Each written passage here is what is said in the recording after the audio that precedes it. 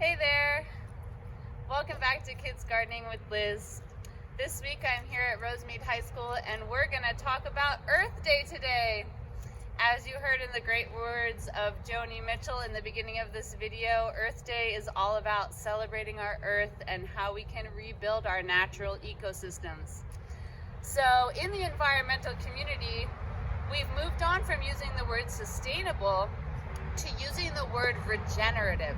So the reason we use the word regenerative is because we're now at the point in our environmental impact that we can no longer just sustain how we're currently doing things. We need to backtrack a little bit and regenerate. We need to fix the broken ecosystems and then sustain them. So now we say regenerative living instead of sustainable living. So some things you can do at home to live more regeneratively would be, for example, planting a veggie garden in your yard instead of growing grass or other things. What this does is by growing your food locally, you're reducing your carbon footprint. Your carbon footprint is how far your food has to travel to get from the farm to your house. So let's say, for example, you buy a mango. Now, most likely that mango was grown in another part of the world and it had to get here by a plane or a boat or a train or a truck. So buying things local, that's a great way to live more regeneratively.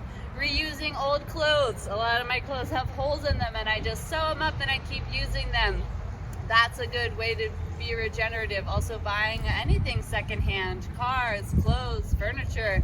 It's a great way to reduce your overall use. And when it comes to your gardening, you want to not use any chemicals or pesticides because all of that's going to run into our water systems and affects our pollinators, which we really need. And of course, the best part about having a chemical-free garden is getting to harvest and eat things right off the vine. I got to harvest these delicious strawberries earlier. We put some compost on them. Check for bugs. When you're gardening organically, there's probably going to be bugs. Yum. That's awesome. All right, so I hope for Earth Day this year you get to do a fun project. Maybe go outside, make a recycled hummingbird feeder or a recycled bottle terrarium, or just go outside and enjoy some nature and some outdoor time and fresh air. Thanks so much for joining us and have a great Earth Day week.